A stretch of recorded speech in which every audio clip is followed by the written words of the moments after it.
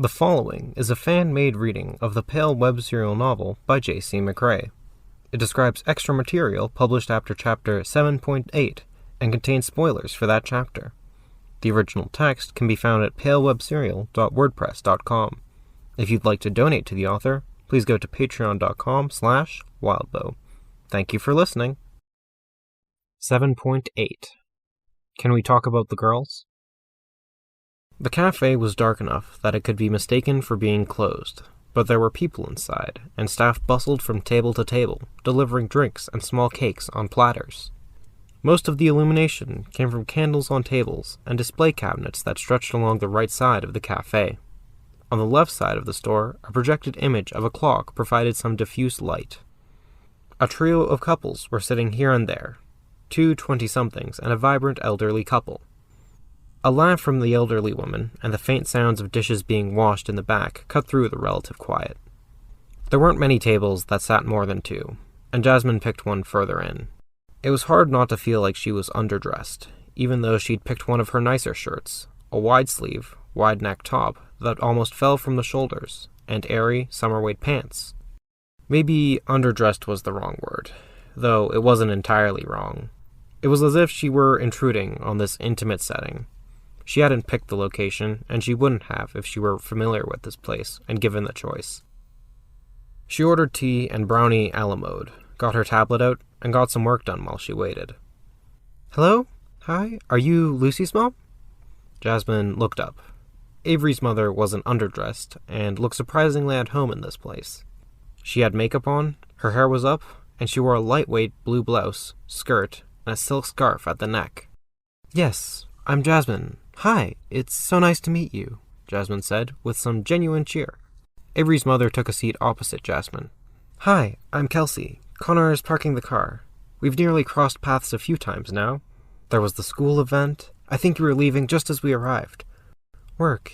Yes, my schedule is all over the place," Jasmine said, wincing. "And away from the window? Yes, absolutely, yes. I actually stepped outside my house to say hi, but you'd moved on. Did I? I'm sorry, I didn't realize. Gosh, that's embarrassing. I didn't mean... No, I didn't mean anything by it. I don't know. That might have been the time Carrie was crying in the back seat, or my father was needing the facilities. I do that a lot, actually. I get so caught up in things, I lose track. I'm really glad we're doing this. Connor! Connor was a trim man, in just about every respect. Short red hair, short beard, well-fitting clothes on a lean body. He dressed up too. Kelsey was lucky. Hi, Jasmine, if I remember right. We had a conversation on the phone." He greeted her. His handshake was two-handed and effortless, like he casually shook a lot of hands. Jasmine nodded. "We did. Thank you for having Lucy over." "I apparently stumped Jasmine. By accident, I promise," Kelsey said. "It's really okay. With Booker, my oldest, I was all over the place.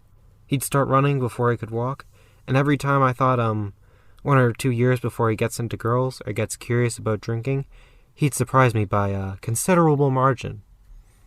Rowan was the same, more about getting into trouble. He was more careful with girls, Connor told her.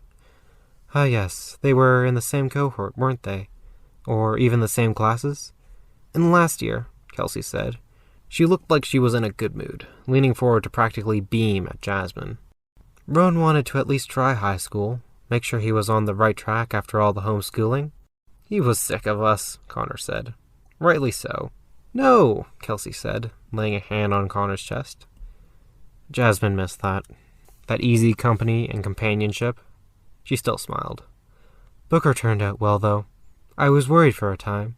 Now he's off to school and struggling a bit with the culture shock of the city and the expectations of 1 or 2 classes. But he's doing really well." "That's so great," Kelsey said. "Rowan's taking a year to figure things out." "Part of that is a long goodbye with his girlfriend," Connor said. "It took them 5 seconds to fall in love, and it's taking a year to part and go their separate ways." "Heartbreaking," Jasmine said. "Was it like that for you two?" "The first part, yes," Connor said, looking at Kelsey. "As for the second part, different era. I strong-armed Kelsey into following after me. Made it up to her after." "Keep making it up to me, mister," Kelsey said, mock stern. So are you two familiar with this place? Kelsey beamed. I love this place. I know it's an odd choice, but Connor had to twist my arm to get me to choose another location for activity for our date nights and anniversaries. We don't get many chances to go away, especially while I've been traveling for work. I know that pain, Jasmine said. Traveling out of town for work? Yes, absolutely. I thought if we're making plans to get away from the kids, why not cheat and treat ourselves?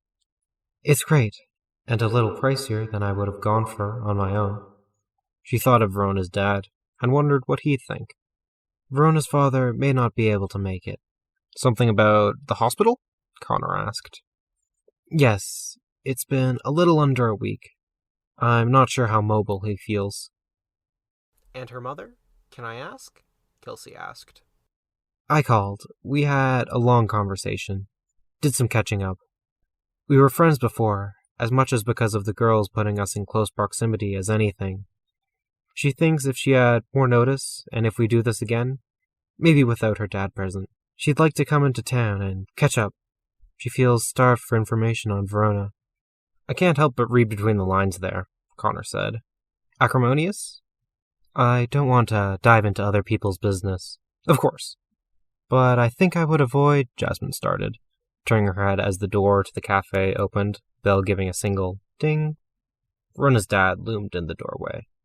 Far from trim, looking tired, he wore a shirt and khakis. The subject of her mother. Good to know, thank you, Kelsey said, voice quiet and serious, in contrast to how she smiled and waved to Verona's dad. Hi, Brett Hayward. Kelsey, and this is Connor. Hi. And you know Jasmine, of course. I do. Thank you for looking in on me, Jasmine. I didn't know what to do with myself. How are you feeling? Good. Managing. Let's see. He plucked a mini menu from between the salt and pepper shakers. He looked for about 2 seconds before saying, All of this looks good enough. I think I can justify using it as a trial run for my stomach. I'm partial to the apple crumble, Kelsey said. I'd go easy, Brett. I'm not a doctor, but if your stomach is still inflamed, then I'll suffer for it later. Can I suggest plenty of water and half portion size? That's not medical advice. That's me as a concerned friend, trying to mitigate the damage. Water's a good compromise, but when you're as big a man as I am, unfortunately, I think a regular portion is a half portion, he said. Jasmine frowned at him, and almost said something about Verona being concerned, but she didn't want to betray that trust, and both Kelsey and Connor looked uncomfortable, talking with one another about their orders. Do we order over there, or do they come to us? Brett asked. I waved a waitress down when I ordered. Are you two decided? Jasmine asked. She gave Brett a warning look, her eyes flicking to the menu. Yes, absolutely, Kelsey said. She decided before we left the house, Connor said, laughing. They ordered. Apple crumbles a la mode for Kelsey and Brett, strawberry rhubarb pie for Connor, and some coffees with water instead of coffee for Brett. What do you do, Brett? I feel like I've seen you around the office once or twice. I think so. I was going to say. Our real role is specialized systems for departments. Too many office environments and official environments are running off systems designed in the 90s, with Java or BASIC. We'll do a specialized system for HR or for IT tickets or email streams. But our fallback bread and butter is installing server architecture and handling everything internal. Then I moonlight a bit at a second job, and a group of smaller newspapers pay me to translate articles to the web and maintain an analog with a paywall. Keep everything running. It's automated. They mostly forget I exist until something goes wrong, at which point all hell breaks loose, and inevitably it'll be the day when there's freezing rain, trees taking down phone lines.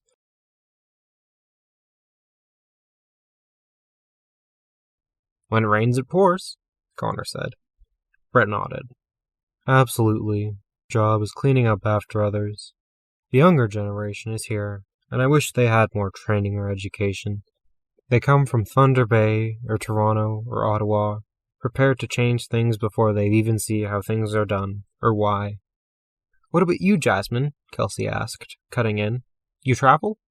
I'm still a registered nurse, Jasmine said. Not with a hospital. For right now, I'm working with a pharmaceutical company. I travel to patients' homes, make sure they know how to store and use the medication provided.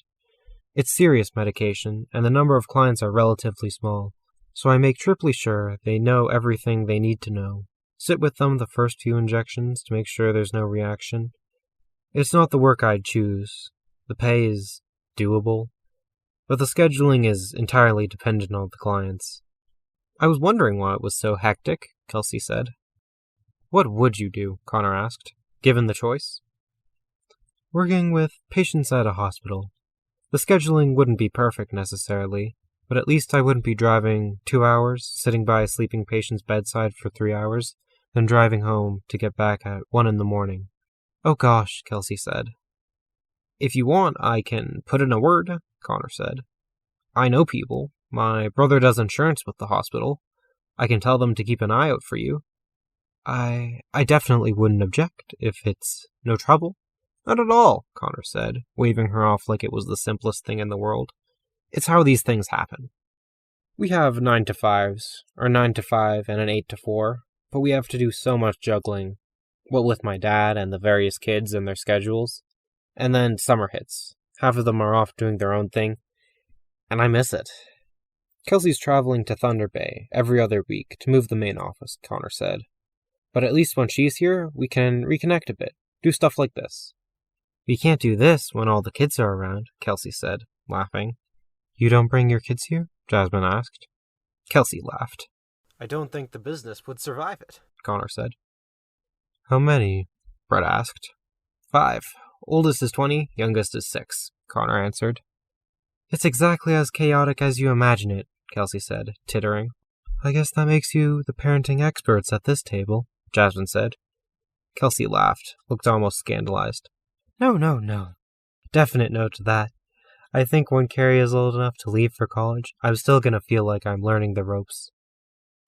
Is Verona an only child? Connor asked. She is. I'm happy it's the case. I barely manage. I don't know how you manage 5. We don't, Kelsey declared through a laugh. We just get by on a day-to-day basis, Connor said. Kelsey leaned over the table, simultaneously laying a hand on Jasmine's arm. Before you boys arrived, I was telling Jasmine that I'm so glad we're doing this. Our girls became such good friends, we should at least know each other. It's so much easier when they're young, or if they're part of the homeschooling curriculum, because there's more events that force the parents together. But like this, all the different work schedules? Don't even get me started on work schedules, Brett told her. Brett, Connor said, affecting a very serious tone. He held his coffee cup up near his face, leaning over the table and waggling the index finger of his other hand. If you're not going to do it in the here and now, then when will you get the chance? Haha, sure, I'll keep it in mind then. Jasmine's smile was a tight one. Kelsey turned to Jasmine. You had to leave the one school event, and I think at one point you said all 3 were at your apartment, but you were off to work? Yes, Jasmine said, a bit wary. I figure they're either out wandering, and there are parts of town I wouldn't want them to do that in. Of course. It's better off if there are 4 walls around them. As long as they have a television and computer, they can occupy themselves. And Lucy's very responsible. Worryingly responsible. I think you could put Verona in an empty room, and she'd be as happy as can be, off in her own little world, Brett said. Maybe, Jasmine said, and the smile wasn't tight this time. She's a great kid. Avery, too. She's a gem. I'm glad they connected. Yes, Kelsey said. She had a bite of apple crumble in her mouth, as she exclaimed, and covered her mouth as she spoke. She hurried to swallow. I was so relieved. Brett adjusted his seat in his chair, laying a hand on his stomach. Verona hid Avery away when they came by the last time. I think she's at the stage where she's embarrassed by her dad. Yes, it's so tough. It's hard. They're trying to find themselves, and that means pulling away. Are we okay with this topic, by the way? Can we talk about the girls? I think if we get onto the subject, we might end up going down memory lane, and it might be hard to find the off-ramp. I wanted to talk about them, yes, Jasmine said. Nothing serious, just touching base. I suppose, Brett said, sighing. It's tricky. You're talking about Verona pulling away, Brett, Kelsey said. Disconnecting from parents, becoming independent? Rebellious. Rebellious, even. I'll be upfront. I think we messed up with Avery. She had such a hard time moving from homeschool to regular high school, and we missed it. Kids change, Brett said. It catches you off guard. It caught us off guard, Kelsey said. A teacher had to tip us off that Avery wasn't doing well. She didn't feel comfortable telling us. It's humbling, Connor said. So much of how we've approached parenting is, you come home with your first kid, and you're terrified. They're so small, so fragile, and all you can do is act like you know what you're doing. Be confident. Fake it until you make it. The more confident you are, the more fluidly it seems to go. Until you run face first into a wall.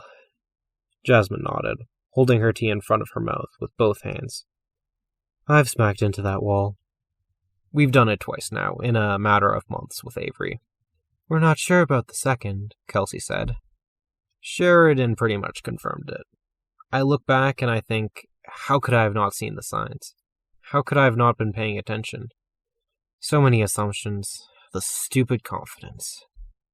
You can do everything right and they'll still find ways to surprise you, Brett said.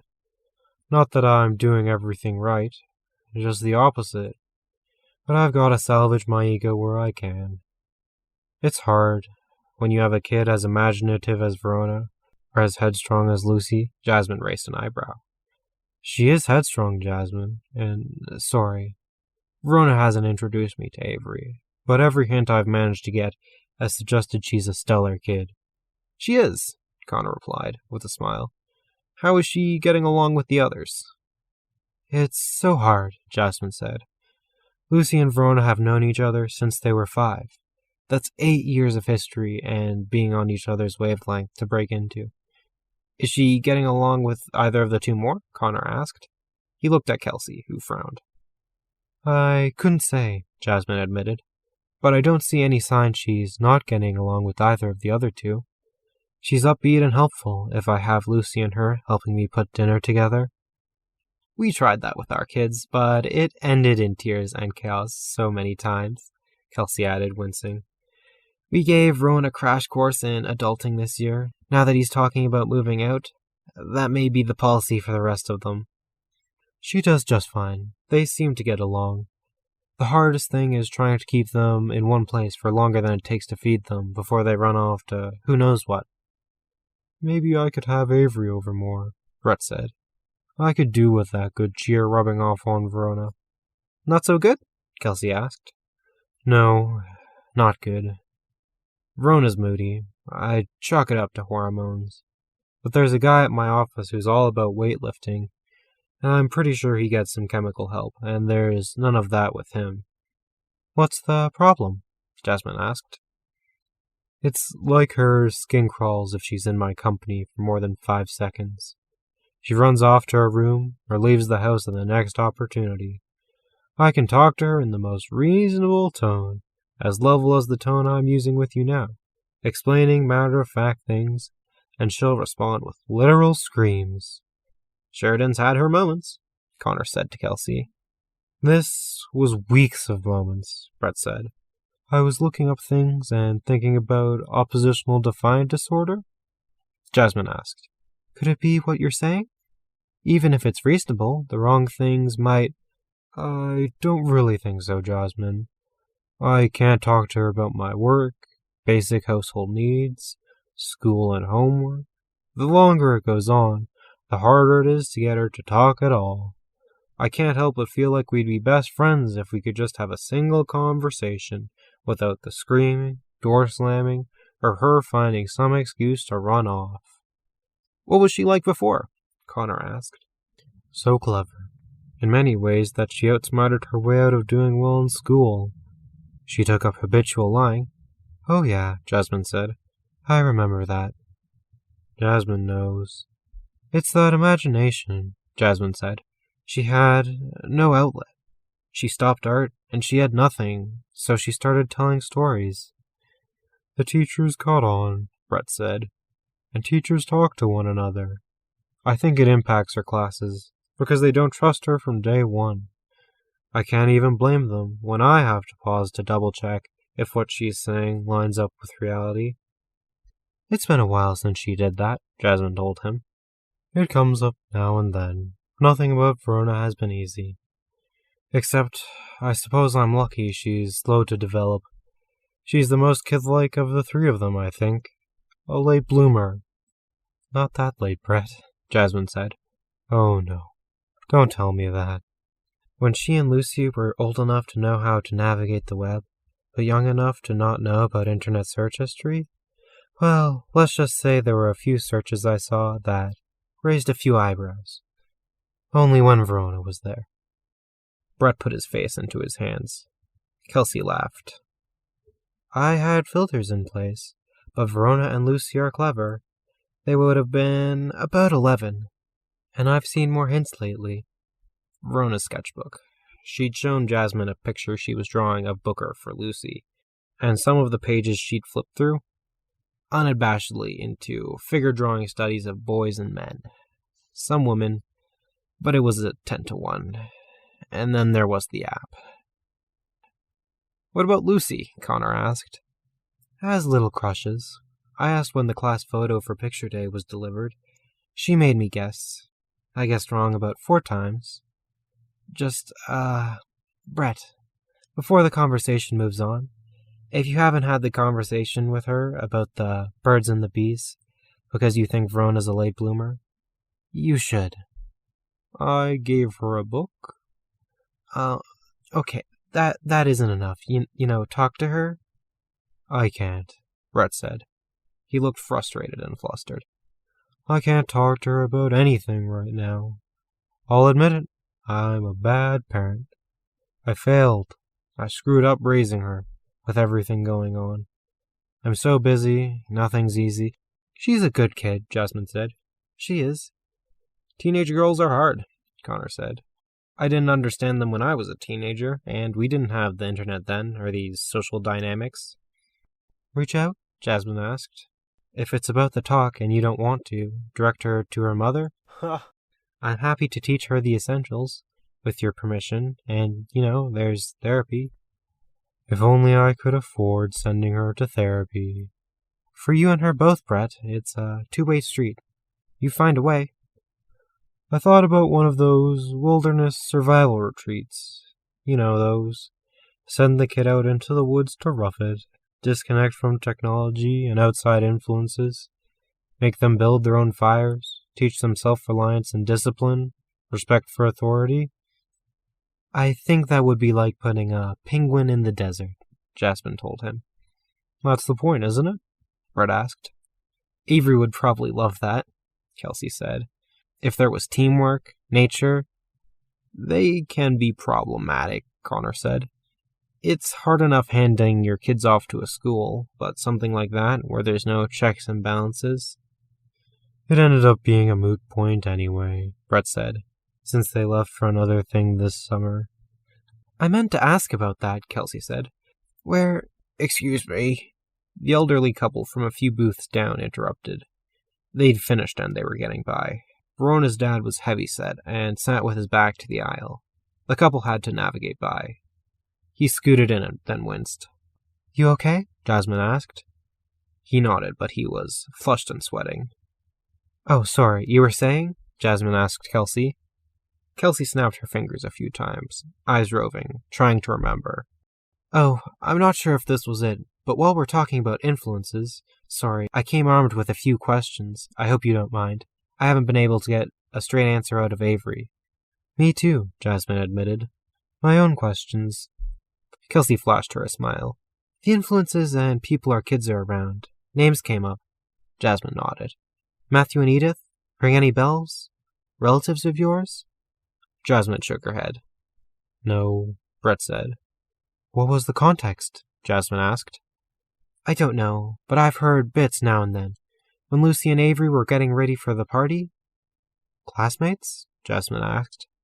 Not on the class list. They aren't teachers at the school either. Their teachers last year were Lai, Sitter, Bader.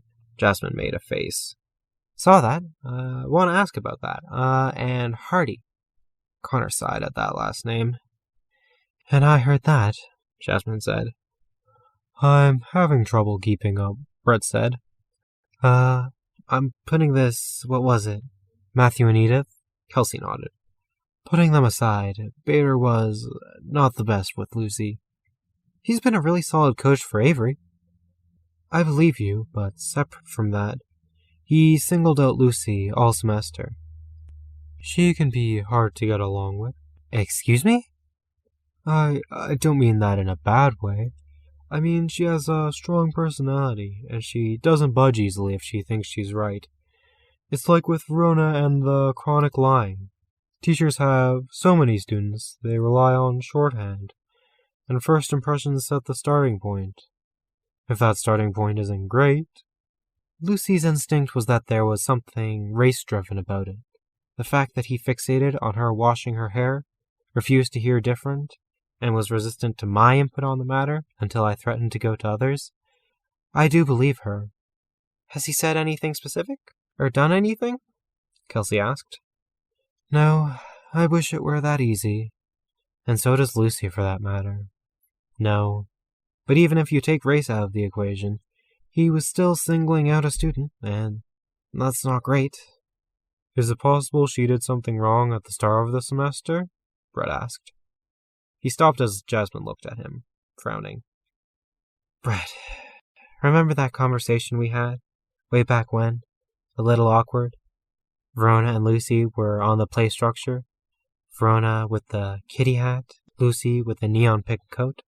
And Lucy was so mad at you. And your wife. She turned to Kelsey and Connor. She'd slept over and had a bath with Verona. They'd washed and blow-dried Lucy's hair.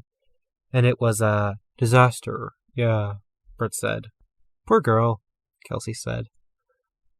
I don't blame you, Brett. Hair types vary. Lucy's is different from mine.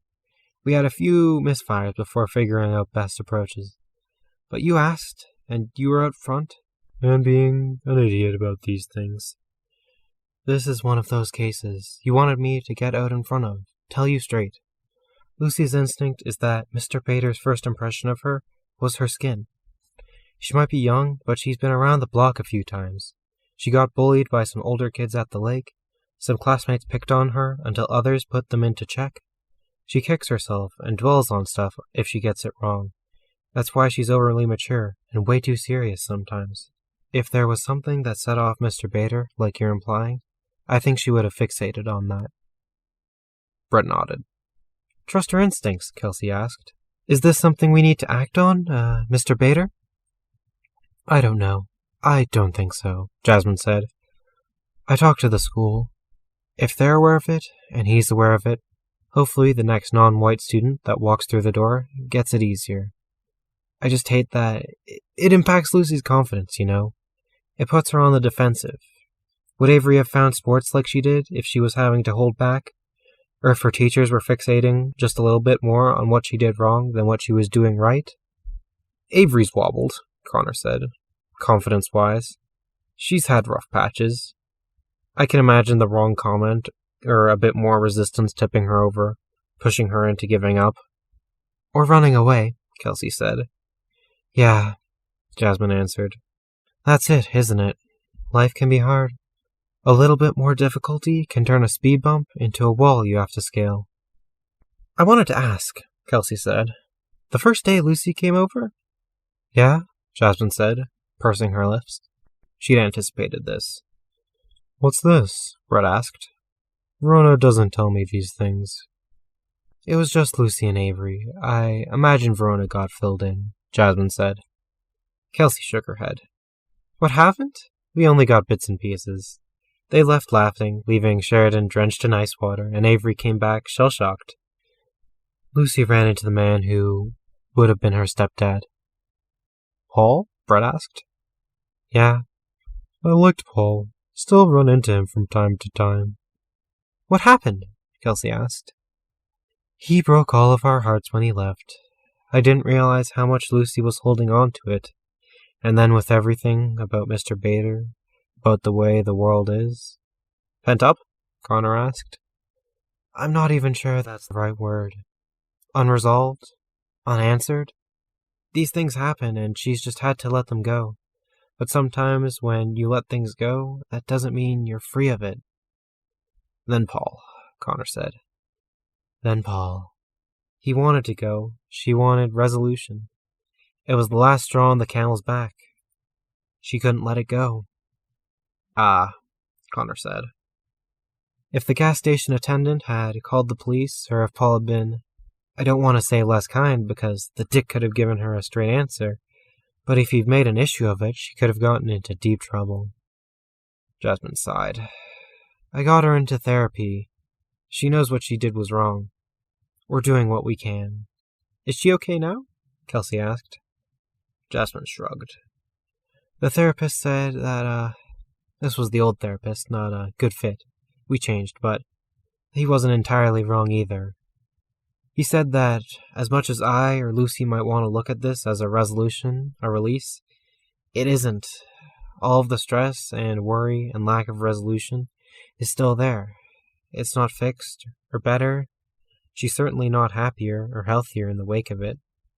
We put good supports in place. She's got the girl. I hope she's got the girls. This doesn't change things. She's so good for Avery, Kelsey said. I couldn't separate her from Lucy if I tried, Brett said. Okay, good. Well, yeah, we can still work on coping mechanisms, but all of that is still there. I still think back to the moments when I was Lucy's age, when my mom was shamed in front of me. Jasmine picked a tear out of the corner of her eye with a thumbnail. It sits with you. It changes how I act as a mother with Lucy and Booker, you know? Kelsey and Connor nodded. Brett had a concerned look on his face. He looked uncomfortable, one hand at his stomach. It doesn't go away. These things accumulate. Unless the world drastically changes, there'll always be factors, always unresolved or left as questions unanswered. I'd love to tell you she's better, you don't have to worry. But I really don't know. I don't know if she'll blow up again, or what she'll do if it gets to be too much. I hope us meeting like this, to compare notes, at least helps, Kelsey said, laying both of her hands over Jasmine's. It does. They're pulling away. Far too soon. They feel so distant. Brett sighed. I think if we do this again, we need wine, to drown these melancholy feelings, Kelsey said. Please, Jasmine said. It's a happy sort of melancholy, isn't it? Connor asked. They're growing up. Brett groaned. Give me the 10-year-old Verona back. She was so happy as a kid. Less screaming, for one thing. It's good, Brett, Connor said. Part of the process. Dessert isn't sitting so well with me, Brett said, rising from his seat. Excuse me. I told you so, Jasmine told him. Yep, sure. You sound a lot like your daughter with that line. Good, I'm glad. As much as I worry, I adore her, top to bottom. He grunted. Still halfway through getting up, he paused, not moving, like any movement would be too much. You all right? He grunted. He walked off. I want to ask about Julie Hardy, Connor said, going back to the subject of influences. Don't, Kelsey said. Please, let's not. What is this? Jasmine asked. She's helped us a lot, tipping us off that things were wrong, Kelsey said. I brought it up earlier. Connor and I have been divided about her role with Avery. I have no complaints myself. She's been very upfront. There are rules about teachers counseling students. She's been kind, caring, considerate. I don't disagree with any of that, Connor said. Really, I don't. But I personally think back to when I was a teenager. I was awkward and struggled. And I tried on a lot of different hats and explored a lot of different identities as a way of diagnosing and trying to fix what was wrong with me, when it was just regular puberty. It's not a hat, Connor, Kelsey said. Hear me out, okay? Avery was drowning, and Julie Hardy was like a life raft. So she clings. Miss Hardy has traveled and talks about her travels in class, and Avery starts talking about wanting to go globetrotting when she's old enough. That sounds great, Jasmine said. Interest in the world? She was always going to be someone who wanted to travel, Kelsey said. And then the tattoos. Julie has tattoos, so Avery expressed interest. Other stuff? I worry that the homeschooling may have left her without defenses. Kids want to be like their mom and dad, and then as they go to school, they meet more adults, and the world slowly broadens. But she jumped in with both feet first, straight to high school. She does that. Can we let this go, Connor, and talk about it later? Just, do you see where I'm coming from? The degree of influence when the kid is vulnerable? Which she's cognizant about and taking all appropriate steps with. I don't think Julie Hardy will even be teaching her next year. She might be, and if she isn't, she'll still be at the school. I'm just trying to figure out, can we not argue? Kelsey asked. People are noticing, and I like this place. Connor frowned, looking around. There's a lot going on, Kelsey told Jasmine. It complicates things. This is secondary to bigger questions. We have to have a massive discussion with Avery later. Is there anything I can do to help? No, there's nothing we can do until we've talked to Avery, Kelsey said. She raised her eyebrows, forehead wrinkling, as she looked at Connor. Figured out what we're doing. Yeah. But Jasmine, you said you had something on your list? A serious question you wanted to ask? You didn't get a straight answer. Right. Yes, Jasmine said. Right. So there are a few open secrets and other secrets that go around. The kids as a whole get up to stuff. Right, yeah, Kelsey said, frowning. I worry sometimes. It's why we had Connor doing the homeschooling at first. But we let our kids be free range. You have to. You absolutely have to, Jasmine agreed. So this is touchy because I don't want to violate confidences. There's things I can't get into, like the fucking app. But I'm sure you were aware of the party at the end of the year. They went to your place to get ready? Yes, yep. The older kids were chaperoning. We were told no drinking, no drugs. Jasmine made a face. From what I found out from Booker a few years back, that can vary. We told the girls that if anything happened, if they were uncomfortable or anything, we'd come get them. No questions asked, no fuss raised, Connor said. I hope that wasn't overstepping. I said something similar to Lucy, Jasmine said. But what happened? Well, you read the paper, didn't you? Kelsey asked.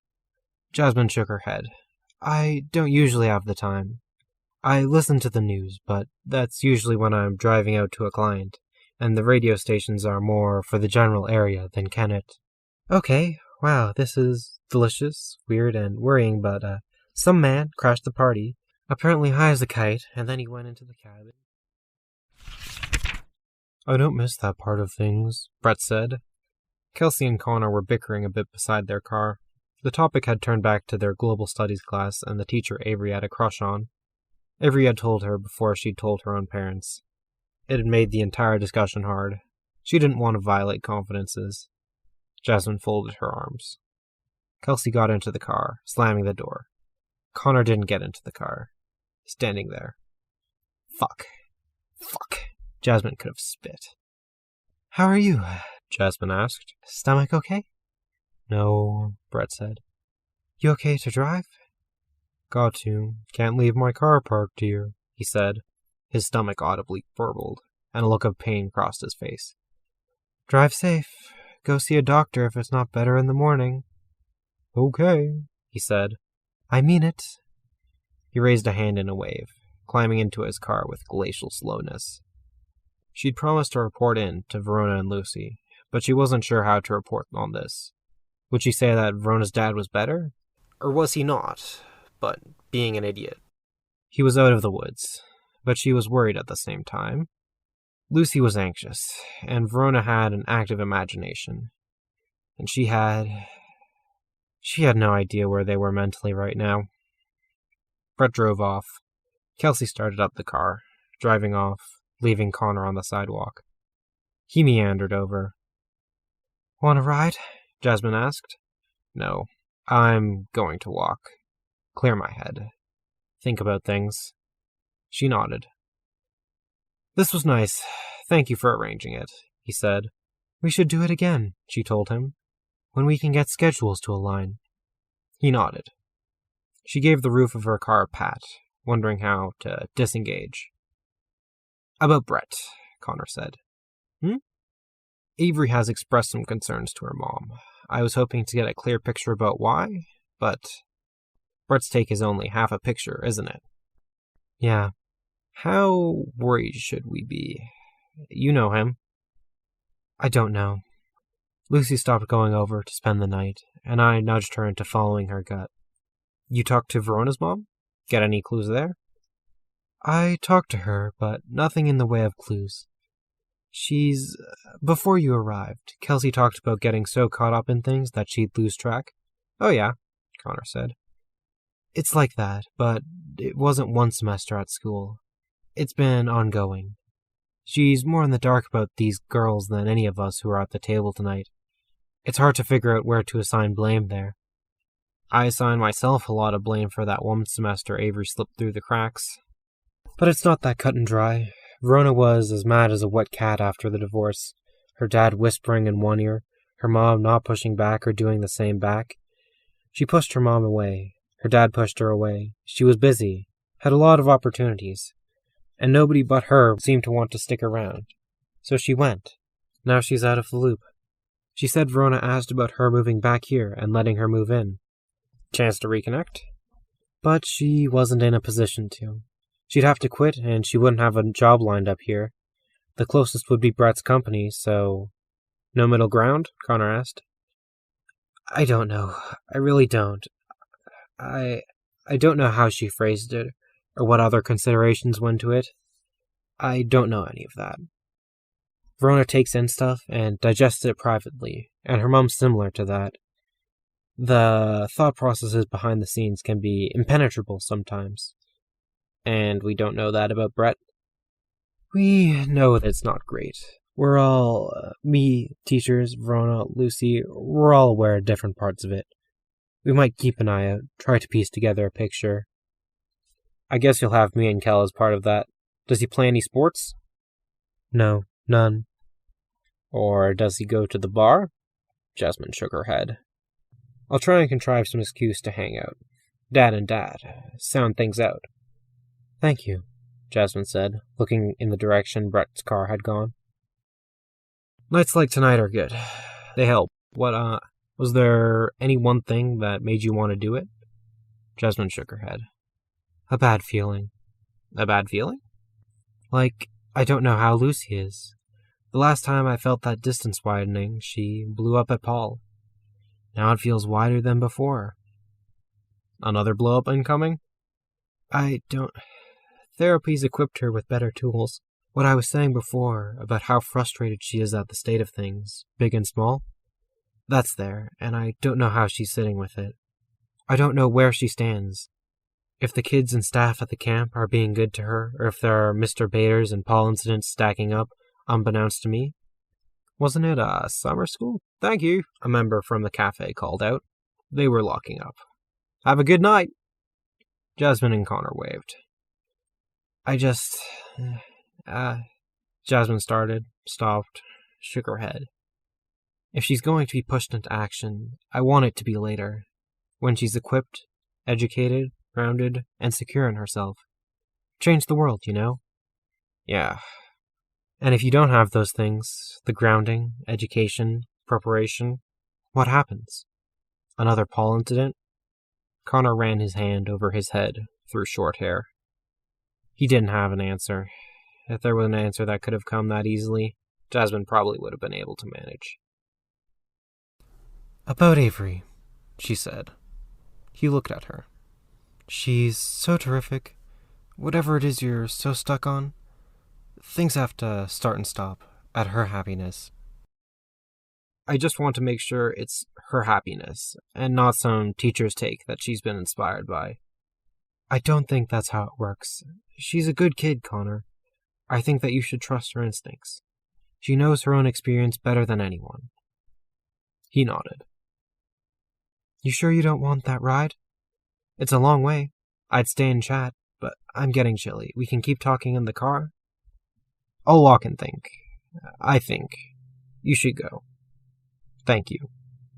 She nodded, climbed into her car, and started up, leaving him there.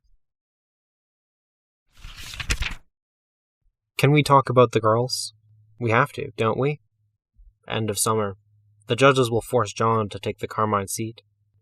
It's a shame. I like John, but we have to. Destroy him. I will.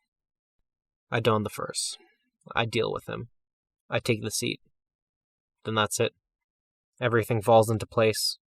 Canada's taken care of. The rest of us are taken care of. The only thing is the girls. Miss picked some scarily good ones. I keep being surprised. Can we deal with them? I don't want to kill them. We'll avoid it if we can. Let John be the only casualty. I wish we hadn't let them go to that school. They'll come back with a lot of knowledge. Miss again. Is it bad if I hope the school incident leaves them less capable of mustering their full strength? I don't want them hurt any more than I want them killed. They're playing their part. Let's put our energy into playing our parts well enough that everything goes smoothly. Counteract, distract, whatever we need to do. We all need to be on the same page. I'll pass it on. You just be ready.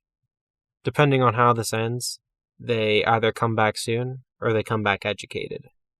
Both pose their own problems. This has been a fan-made reading of extra material from the web serial Pale by J.C. McCrae. The original text can be found at palewebserial.wordpress.com. If you'd like to donate to the author, please go to patreon.com/wildbow.